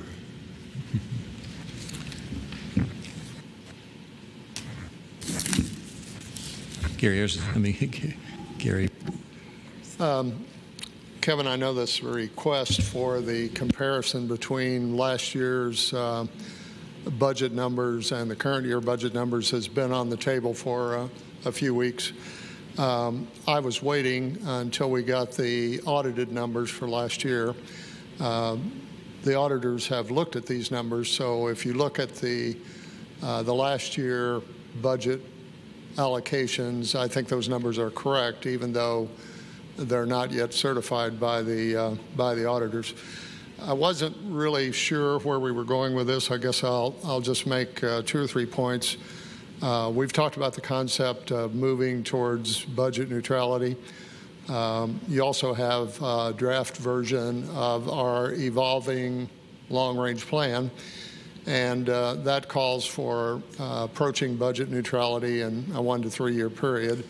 And I've given you the whole draft of the strategic plan you can look at, and we can talk about it again, and I'm sure we will.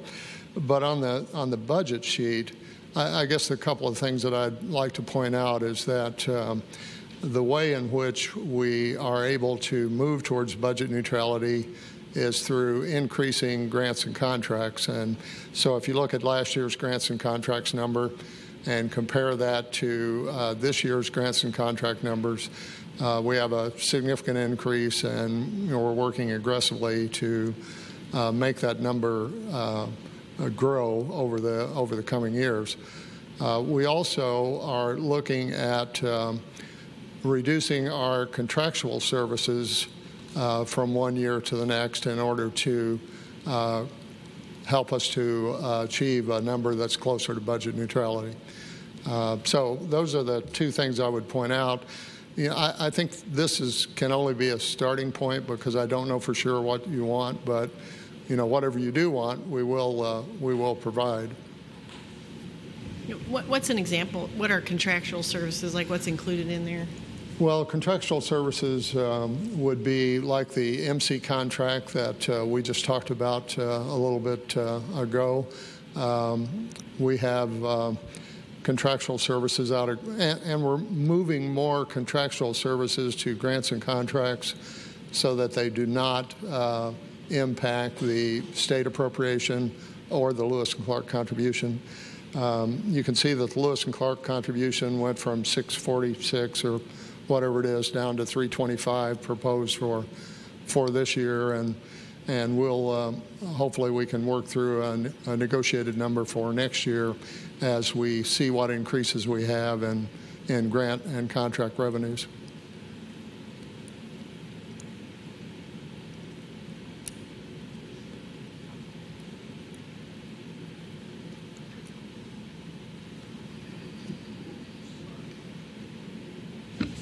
I haven't pinned down what exactly increased, but we went on the state of Illinois, a grant of $2 million there.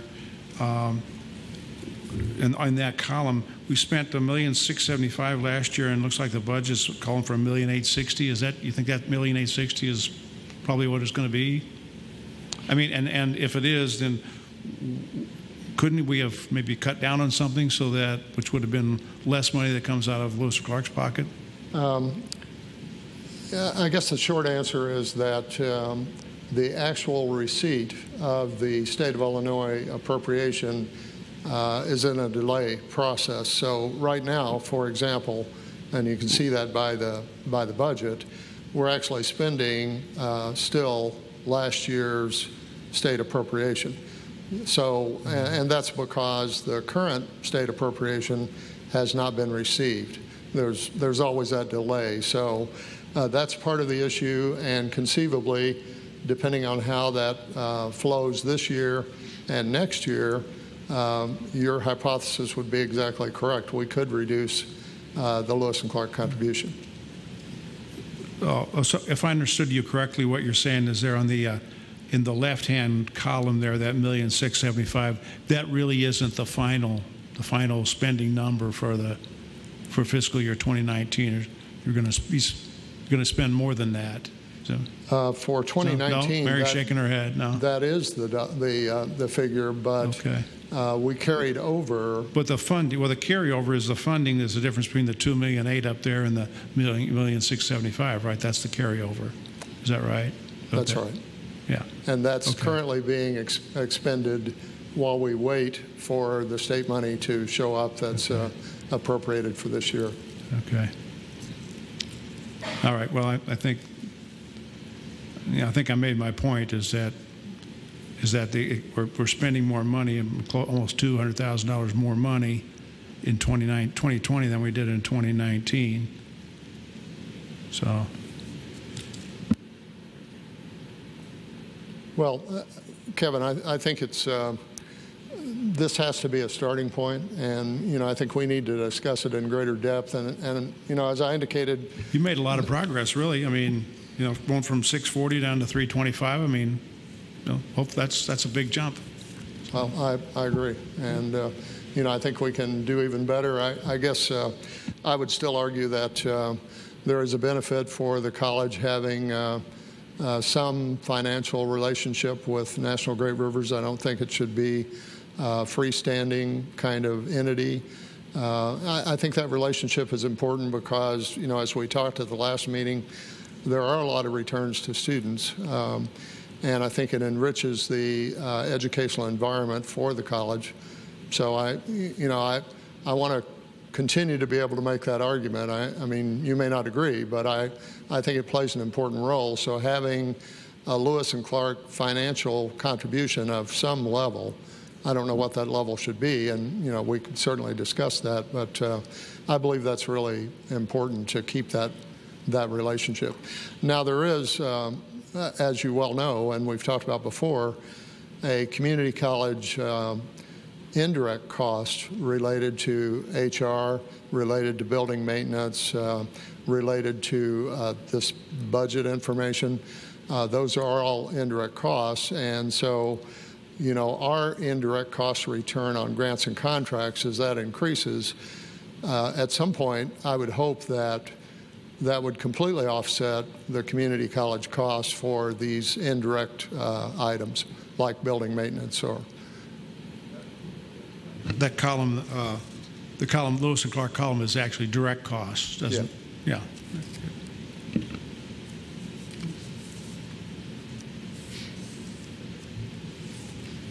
Thank you, Doctor. Lewis and Clark Community College 50th anniversary. Right, Lewis Mr. Chairman. and Clark Foundation. Yes, I wanted to bring the board's attention, and David was at the foundation meeting at the N.O. Nelson campus recently, and it was revealed at the foundation meeting that as we approach our 50th anniversary as a college, that this gives us an opportunity to look at an endowment and a capital campaign associated with the 50-year anniversary. So around the idea of the foundation's strategic plan looks at stewardship, of course, but instruction, programs, research, and student services are sort of the big four categories. And increasing student success, access and lifelong learning, attracting and retaining outstanding faculty and staff, supporting transfer and career programs, developing new transfer and career programs, supporting completion rates and supporting competitive athletes, athletic programs, positioning Lewis and Clark as an intellectual and cultural leader, including leadership development, supporting environmental resiliency through teaching practices, public engagement, supporting a world-class inclusive learning environment. These are all some of the goals of the endowment and capital campaign. It's envisioned as about a $3.5 million campaign. We're a little over $1.3 million right now in the process. So very exciting, and you'll hear more about it throughout the year. Thank you.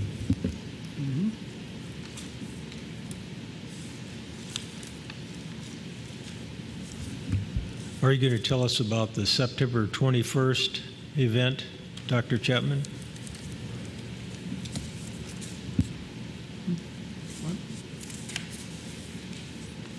So Benjamin Godfrey is one of our seminal figures in this area. Benjamin Godfrey founded Monticello College and founded the rails from the confluence of the rivers up, to Springfield.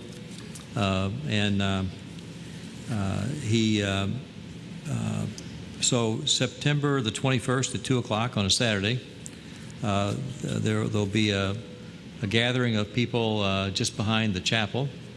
There are a couple of marker signs that have been placed there as permanent signage for what's being called as the Benjamin Godfrey Heritage Trail. On that Saturday, there'll be a Godfrey impersonator. He'll be speaking and making presentations, and it'll be various speakers from the community and from the college that will talk about the contribution of Benjamin Godfrey to the region. And so everybody's invited. What time is 2 o'clock on Saturday, the 21st. 11 a.m. Oh, okay. So the time has been moved to 11 a.m. Late breaking news here. 11 a.m. Okay. Yes, Jay Bush invited the board, and that's why I wanted you to clarify the event. Thank you. So 11 a.m. Sorry.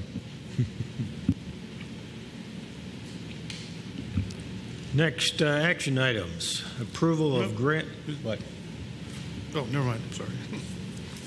Approval of grant or sponsored contract opportunities, 349 to 353. And those appear as they appear in your board book, and I think everything we could catch we put in there.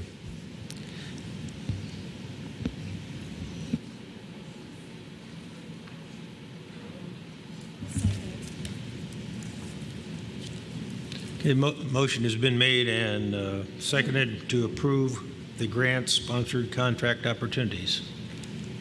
Any discussions? I have a discussion. It's not a question really about the motion, but I'm wondering in that first column, they're given an identifier, but it seems like that identifier number doesn't get carried forward into the rest of the, the following board book months. Is that? It does until an actual grant has been. Is that what? Sorry, it does until an actual grant number has been given. So I'm just putting a number on there just to try to keep it straight for myself, so I know I'm tracking from one to the next. Okay. Okay. All right. Thank you.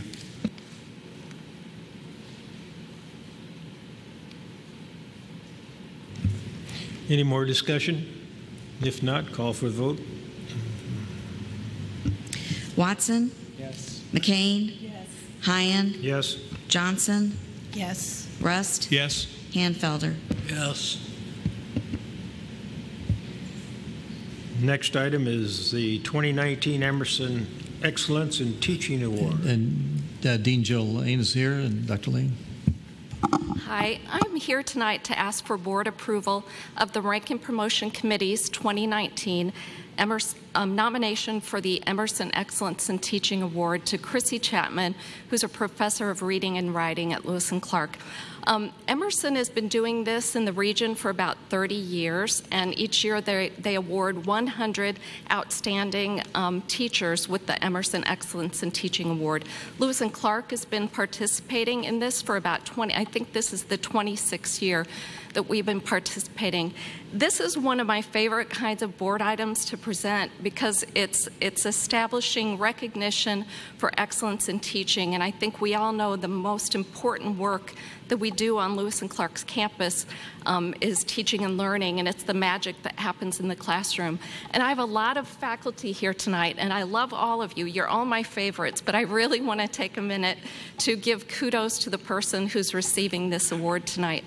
Chrissy Chapman is amazing. She teaches a lot of unprepared college students who aren't college ready, and some of her reading and writing classes don't have a floor, so students come in at extremely low levels. And she's the epitome of what I see as good teaching in that she takes a holistic approach. She gets to know her students as people, and she realizes that she's teaching the whole person. Sometimes that person is hungry. Chrissy brings bread and peanut butter into her classroom when it's necessary. Sometimes those students are having a crisis in their life, and she either directs them to counseling or does some counseling herself. And Chrissy's a lifelong learner as well. She recently took an 18-hour graduate course in positive psychology and created a new course called The Science of Happiness. A few years ago, she went to a conference on learning in the brain. She's back there. She was back there until now, grading papers during part of this board meeting. I'll just give you that little secret. So it is with great pride that I ask for you to approve this award. In addition to her classroom teaching, She's doing amazing things on campus all the time. I know if any of you have ever been near the Reed Cafe in the main complex, there's a growth mindset display that her students created. There's a display called Hate Has No Home Here that students created. There's a display on healthy relationships.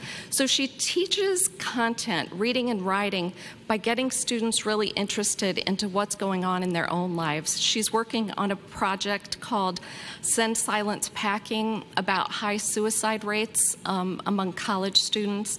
And she's just engaged in a variety of projects. So it's with great pleasure that I introduce to you so that you can meet this wonderful faculty member, my colleague and my friend, Professor Chrissy Chapman.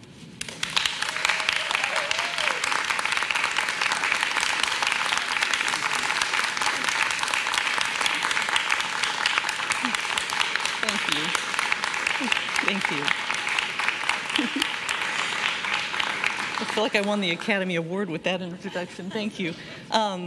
I've been here 20 years, and when I started here, the woman named Donna Clark was also hired. And I remember Dale said, you know, we're hiring Chrissy Chapman and Donna Clark, no relation to the Chapmans or to Lewis and Clark. And, and I've been here 20 years. I've enjoyed working here every year. And the thing that really brings me the most joy is that when I do these projects with these students, I ask them to step out of the box. I ask them to do things that they're not accustomed to doing. And a lot of it has to do with helping other people. And they jump in with both feet, and they often are coming from impoverished backgrounds, but the compassion they show for others touches my heart. So thank you for this award.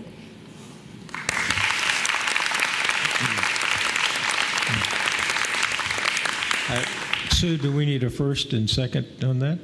It's an action item. Do we have a motion?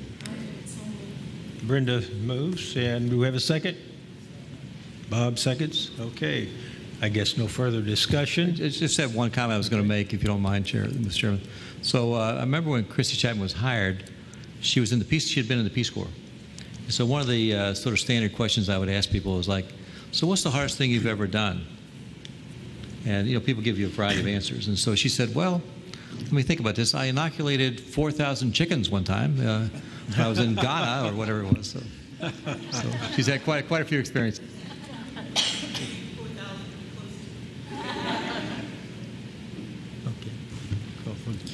McCain? Yes. Watson? Yes. Hyen? Yes. Johnson? Yes. Rust? Yes. Hanfelder? Yes. Next item is appointment of board attorney. I'd like to read something here. On July 10th, a press release announced the board was requesting qualifications for board attorney and instructed interested parties to contact this email address to obtain their RFQ packet. The final date for submission was August 5th, 2019. The Ag Hoc Committee board, before that, they received 18 requests for the RFQ packet. The Ad Hoc Committee then evaluated those and came up with 4 legal firms, and then all the board members and the president and executive secretary met and interviewed these final 4 law firms. And I don't know if we have an appointment, or we're just going to nominate and vote. I have a motion. Excuse me for pretending I'm an attorney, because that's going to sound like it maybe. Whereas the entire board met on September 4th, 2019 to participate in interviewing 4 finalist legal firms, and whereas one legal firm received a favorable reaction, that is a first or second choice selection from all 7 board members. Therefore, pursuant to Board Policy 203.1, which calls for the board to appoint an attorney, I move that the firm Robbins Schwartz be appointed as attorney for Lewis and Clark Community College and accordingly that the appointment of Clark Baird Smith LLP is hereby terminated. Is there a second to that motion? Bob seconds. Okay. Is there any further discussion? You want to discuss any of the other firms or talk about just this firm? No discussion? Call for the vote. Rust? Yes. Watson? Yes. McCain? Yes. Hyen? No. Johnson? Yes. Hanfelder? No. Motion carried, 4-2. Robbins Swartz, the new attorney for Lewis and Clark Community College. Thank you. The next thing I'd like to do, I'd like to appoint another ad hoc committee, and it would comprise Kevin and Julie to make a comprehensive study of the $130 million in outstanding debt that we have in bonds. And we taxpayers, we pay $5 million in interest a year on that. And so I would like the ad hoc committee to do a comprehensive study of the debt load here at Lewis and Clark Community College.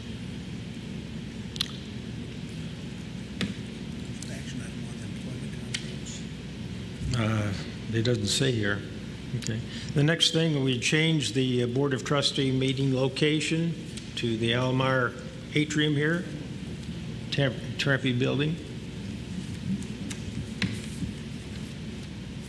Right at the beginning, well, I guess I can talk about it now, but at the beginning of the board term, we had to select a place.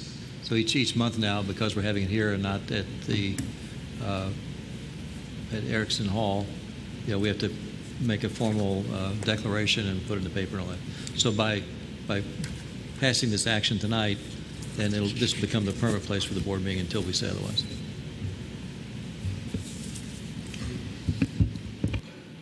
Is there a motion for that? Brenda makes a motion. Second. Chuck? Any discussion? If none, call for the vote. McCain? Yes. Hanfelder? Yes. Watson? Yes. Hyen? Yes. Johnson? Yes. Rust? Yes.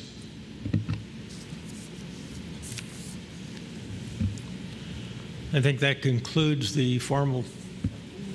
Put these. Right, yeah.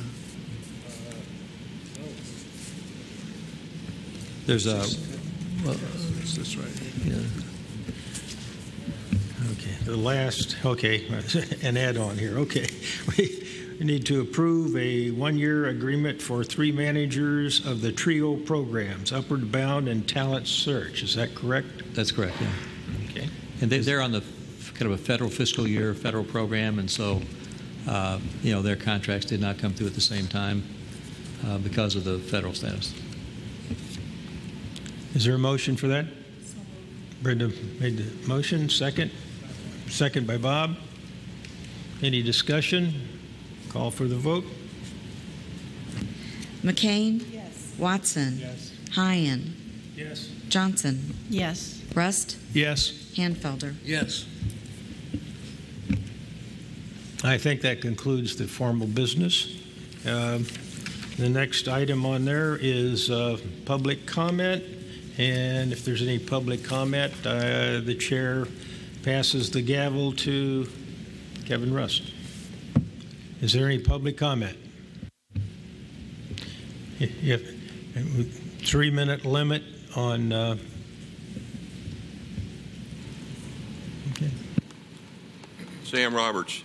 Hey, we've been associated with the college a long time, and I think you guys have asked some good questions tonight. I think some of them could have been answered just like what Dr. Chapman suggested about going and visiting these different areas. And most of all of us have been to the areas that you were asking questions about, why they're spending this to the different places. But I would think it would behoove the new board members if they would go spend a half a day at each one of these facilities and see what they really do. Because I've been associated with these guys ever since they've been here, and this guy's done more for the area and the college than all the other presidents put together. And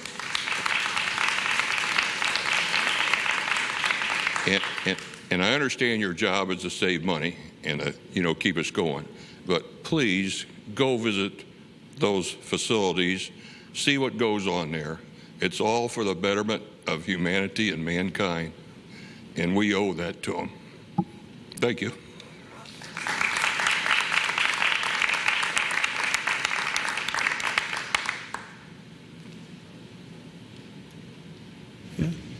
Any further comments?